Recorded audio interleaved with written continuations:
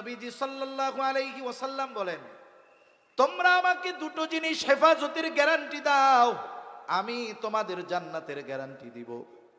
একটা হলো উভয় চোয়ালের মধ্যবর্তী গোশতের টুকরা চাপ জিহ্বা, আর একটা হলো উভয়ের মধ্যবর্তী স্থান লজ্জা স্থান। নবীজি বলেন, এই দুইটা জিনিস হেফাজতের নিশ্চয়তা দাও, আমি তোমাদের জান্নাতের নিশ্চয়তা দিব। তার মানে যদি কেউ প্রকৃত মুসলমান হতে চায়, জবান হেফাজতের দরকার। জান্নাতের নিশ্চয়তা যদি নবীর থেকে পেতে চায়, জবান হেফাজতের দরকার। তাই আজকে থেকে আমরা নিজেরা ওয়াদাবদ্ধ হব, এখন থেকে আমি আমার জবানের দ্বারা অপর কোন মুসলমান ভাইকে কষ্ট দিব না, ইনশাআল্লাহ। বকাঝকা দিব না তো, আমার জবান হেফাজত করবো ইনশাআল্লাহ। তাহলে রাসূলুল্লাহ সাল্লাল্লাহু আলাইহি ওয়াসাল্লাম বলেন, ওয়াতাকসুরাল হারাজ, কিয়ামতের আগে হত্যাকাণ্ড বেড়ে যাবে। হত্যাকাণ্ড এত পরিমাণ বাড়বে, নবীজি বলেন কিয়ামতের আগে হত্যাকাণ্ড এত পরিমাণ বাড়বে, যে হত্যা করবে, যাকে হত্যা করবে সে জানবে না কেন তারে হত্যা করলাম, আবার যাকে হত্যা করা হবে সেও জানবে না কেন আমাকে হত্যা করা হলো। এজন্য এই ধরনের অপরাধগুলার শুরু হয় অধিকাংশ সময় জবান থেকে। এই জবানকে যদি আমরা নিয়ন্ত্রণে আনতে পারি, আশা করা যায় অনেক অনাকাঙ্ক্ষিত ঘটনা থেকে আমরা বাঁচতে পারবো। আল্লাহ আমাদের জবান হেফাজতের তৌফিক দান করেন। জবান খুলে বলি আমিন। 6 নম্বর, নবীজি সাল্লাল্লাহু আলাইহি ওয়াসাল্লাম বলেন, কিয়ামতের আগে মানুষের সম্পদ এত পরিমাণ বাড়বে যে সম্পদ উপচে পড়বে। মুফাসসিরিন মুহাদ্দিসিনে কেরাম বলেন, এই অবস্থাটা কিয়ামতের একেবারে আগে হবে। ঈসা আলাইহিস সালামের জামানায় এরকম ঘটনা ঘটবে।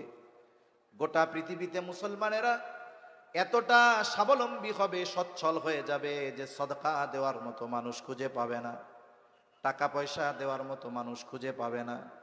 এই পরিমাণ সচ্ছলতা মুসলমানদের মধ্যে আসবে।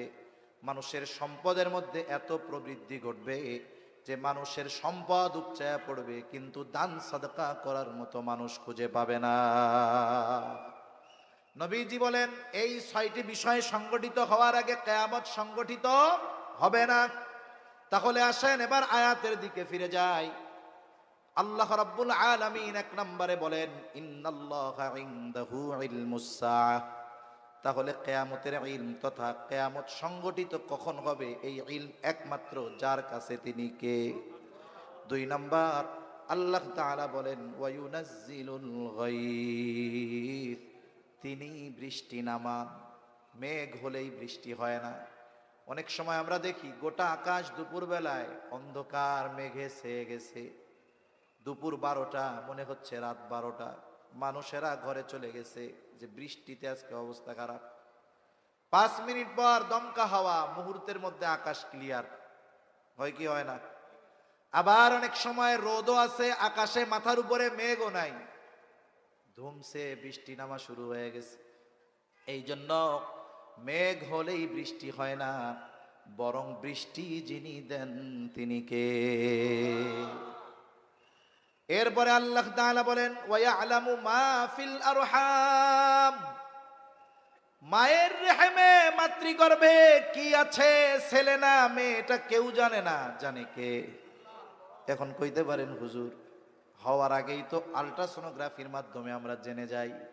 বলে হ্যাঁ জানেন, ঠিক আছে, তবে কখন জানেন?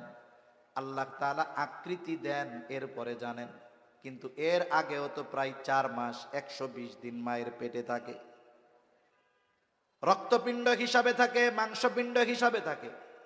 আকৃতি আসার আগে দুনিয়ার কোন বিজ্ঞান আছে? বিজ্ঞানী আছে শুধুমাত্র ওই রক্ত, জমাট রক্ত আর মাংসপিণ্ড গবেষণা করে বলবে এটা ছেলে না মেয়ে।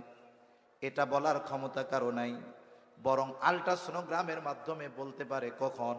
বলে ওই সন্তানকে মায়ের পেটে যখন আল্লাহ তাআলা আকৃতি দেয়, তখন শুধু বলতে পারে পেটে ছেলে না মেয়ে। এর আগে বলতে পারে না, এর আগে বলার মতো ক্ষমতা কারো নাই। এরপরে আল্লাহ তাআলা বলেন, ওয়া মা তাদরি নাফস